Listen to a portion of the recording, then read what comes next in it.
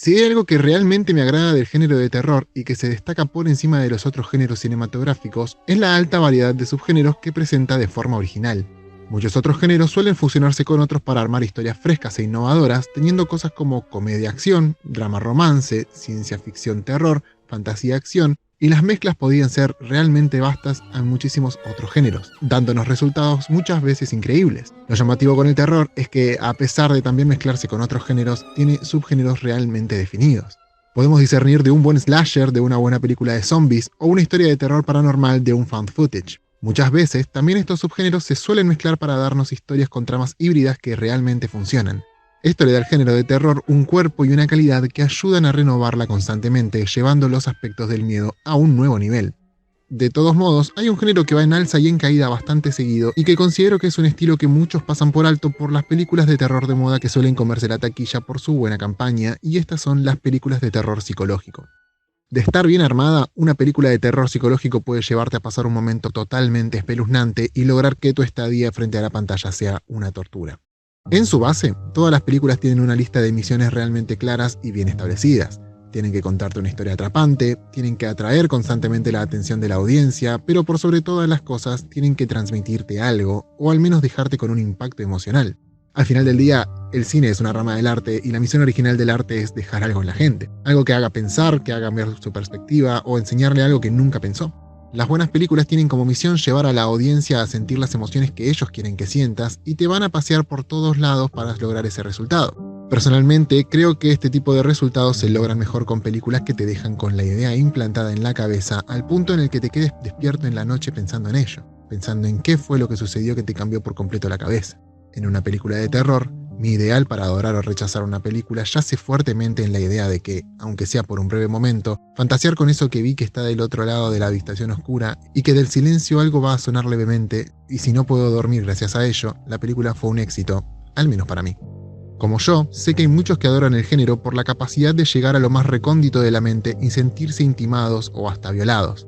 Ver una película de terror para muchos de nosotros es un escape del mundo real, donde, de ser efectivo, aquello que nosotros tenemos en nuestro entorno va a desaparecer por completo y va a ser absorbido por aquel entorno terrorífico que nos metimos por un rato. Para mí, este género de películas es una forma de alejarme de mi día a día, no estar pensando en lo que me rodea y poder presenciar una historia que puede cambiarme para siempre. Eso se logra realmente con películas de terror psicológico, ya que realmente logran agarrar un aspecto que me pega diferente. Puedo amar el resto de los subgéneros y poder detenerme a apreciarlos por lo que son, pero si quiero sentir miedo y quiero estar absorto en lo que va a suceder, el terror psicológico es la mejor opción que puedo tomar. Vamos a utilizar dos ejemplos claves para entender mi punto. ¿Qué prefieren? ¿Una escena así?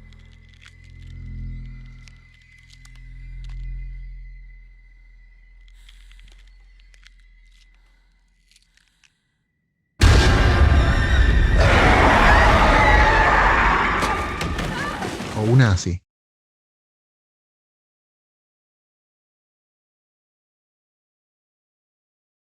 Sí, esto último fue simplemente oscuridad y silencio, pero ¿qué obtuvo un mejor resultado? Si bien la primera es efectiva para asustarnos fuerte y para poder reírnos de la situación luego de ese susto, la segunda obviamente es más útil para sentir un miedo real. El formato del jumpscare es concretamente útil para secuencias cortas que sirven para acumular una buena cantidad de sustos intensos y cortos a lo largo de la historia sin mucho más peso trascendental. Si quieren saber más, les dejo un video para poder analizar el efecto del jumpscare bien a fondo. El silencio y el vacío sirven para dejarte con la tensión y el miedo, ya que si no se liberan en un salto, no se van. Se quedan con vos hasta el final de la película de ser necesario.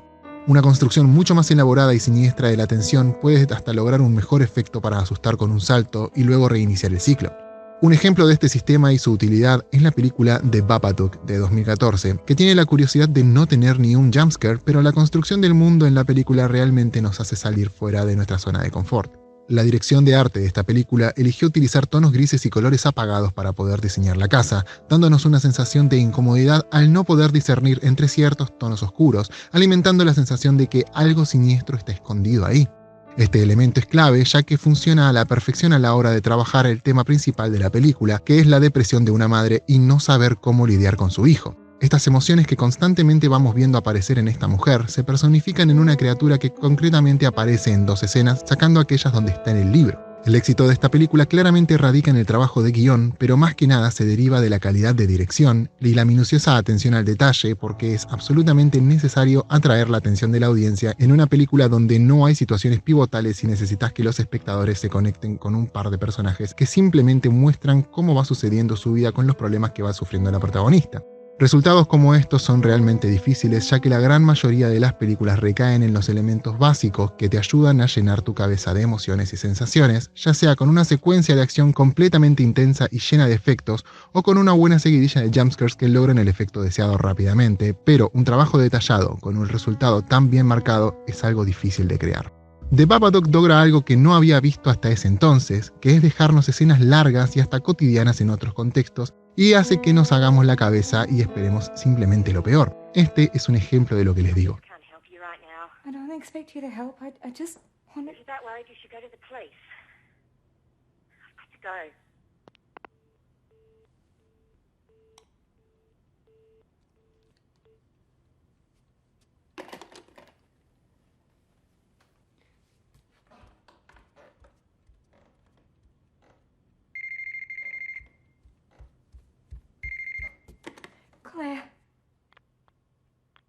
La utilidad de esta escena fuera de contexto es realmente nula. Dudo que muchos hayan sentido algo que les dé miedo o mucho menos pavor, pero por muy poco que parezca, esta escena explica el sentido de las películas de terror psicológicas. El espacio que existe entre la salida y la entrada de la actriz en escena nos da el momento necesario en nuestras cabezas para que podamos pensar que, de algún lugar o en algún momento, el monstruo va a aparecer.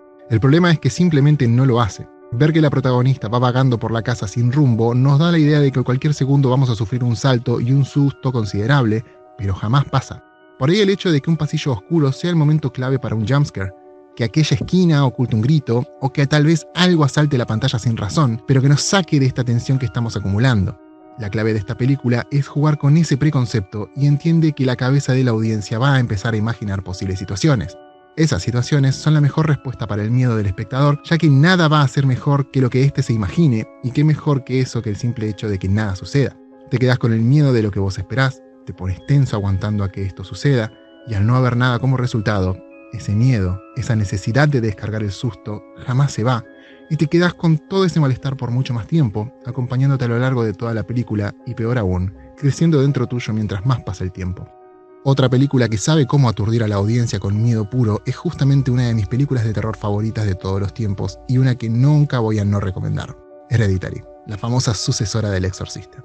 Jamás en la historia iba a tomar la posición de esta película, pero honestamente este largometraje trajo algo nuevo al juego que simplemente hizo cambiar el paradigma del cine psicológico de una forma que renovó mi pasión por el cine en general.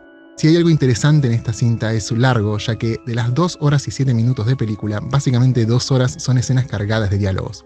Estos diálogos justamente son la piedra angular de la historia y de donde todo el terror se ramifica. Además de ser una película de terror psicológico, esta película utiliza como eje central de la trama un drama. El tema es que no es un drama que te va a acongojar emocionalmente y llevarte al llanto, sino que simplemente es el disparador para que todo lo que suceda luego sea terrorífico. Esto lleva a que gran parte de las escenas más terroríficas no sean aquellas que están rodeadas de elementos sobrenaturales y paranormales, con saltos y sonidos estridentes y repentinos, sino que son escenas como esta.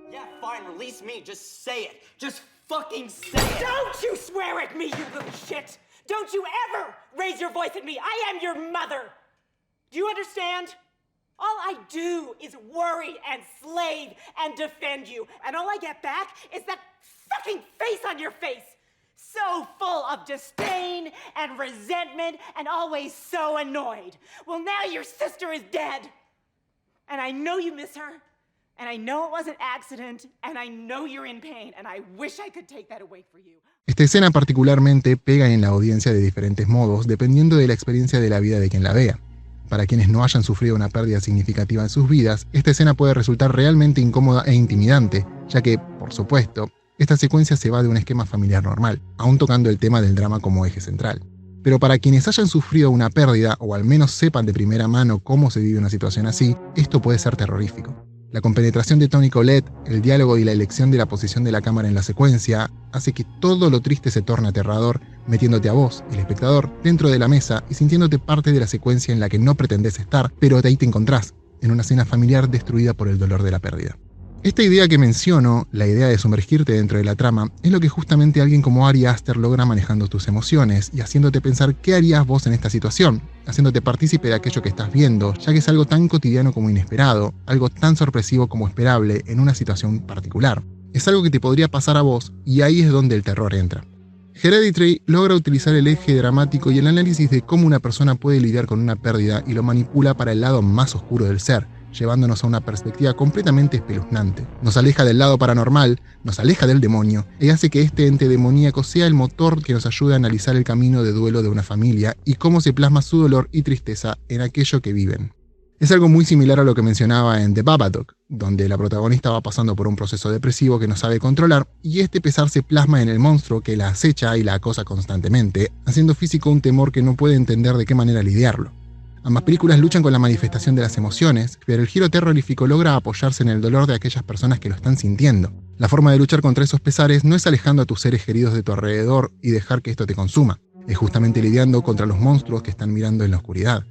Lo real de estas situaciones nos atrae y nos hace comprometernos por completo sin darnos cuenta. Analizar estos aspectos introspectivos no es lo único que logra el terror psicológico. Si bien la clave radica fuertemente en la idea de cómo la cabeza de una persona puede funcionar en momentos de terror absoluto y cómo esto se puede comparar con una situación terrorífica, también podemos llevarlo para el otro lado y abarcar a una familia que sospeche que todos los integrantes de la misma estén poseídos por el diablo. The Witch es una película que sinceramente a mí me fascina justamente por esto. Constantemente vamos a ir viendo cómo va a ir creciendo una sospecha constante luego de un pequeño evento sin una explicación clara al principio, y nos vamos a parar desde el punto de vista de la hermana mayor de la familia, que va a ir viendo cómo sus hermanos y sus padres lentamente van a ir sospechando de que ella es aquella que tiene el diablo adentro. La paranoia que va a ir creciendo en absolutamente todos los miembros de la familia eventualmente te llega y te hace ver lo clave que es manejar a la audiencia al demostrar cómo los espacios de sospecha llevan a maltratos crecientes y cómo el miedo va a ir aumentando al punto de aniquilar a una familia tanto mental como físicamente. Todas estas películas que mencioné luchan constantemente con el no dejar que las emociones los corroan al punto de caer en un espacio sin retorno. Por suerte, las excepciones a esta regla funcionan igual de bien y logran resultados admirables. Midsommar es el claro ejemplo de que este subgénero es versátil y no tiene un pie fijo en una base. La historia comienza similar a Hereditary, donde la protagonista tiene una pérdida significativa en su vida y tiene que lidiar con sus fases de duelo. Y al igual que en las otras 3 películas que mencioné, la paranoia la alcanza, cambiando su comportamiento por la depresión y llegando a situaciones donde decide alejarse del resto por miedo que suceda lo mismo otra vez. El tema es que esta película gira en el desarrollo de la trama y no termina consumida o absolutamente deprimida, sino que todo el evento de la película cierra y la podemos ver a ella con una sonrisa en la cara como la última toma, liberada de todo mal. Esto justamente se logra girando el eje, destruyendo a su pareja, dejándolo paralítico y a punto de ser quemado en una pira luego de unirse a un culto. Estas películas claramente cumplen con un patrón. El protagonista tiene que pasar por un proceso para lidiar con sus emociones, las cuales la están consumiendo, y por ello tiene que liberarse de ellas, pero lo interesante de Midsommar es que la protagonista canaliza sus emociones, las decanta y sigue adelante, destruyendo todo su entorno.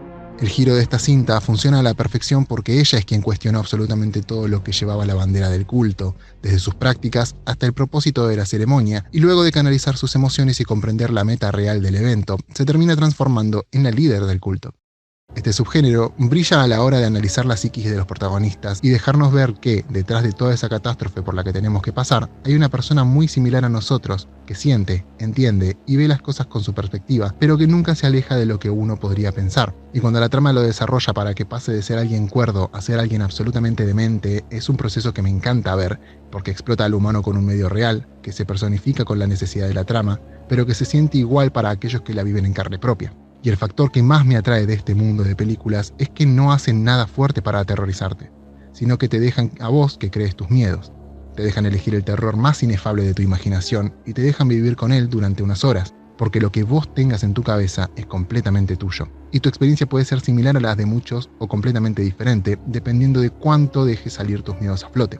Es un género que se adapta a cada uno de los espectadores y que sirve para dejarlos atemorizados con sus propios miedos y alimenta esos miedos con el fin de que no puedas salir de la sala o de tu sillón sin pensar qué hay allá, atrás del pasillo, donde las luces todavía no se encendieron y de repente escuchaste un leve ruido, justo antes de irte a dormir. La única persona que sabe atemorizarte más que nadie sos vos, y eso es algo que los directores saben. Entonces te dejan a vos el trabajo de asustarte. Ellos simplemente te dan el miedo. Eso hace que el terror psicológico sea mi género favorito. Gracias por ver.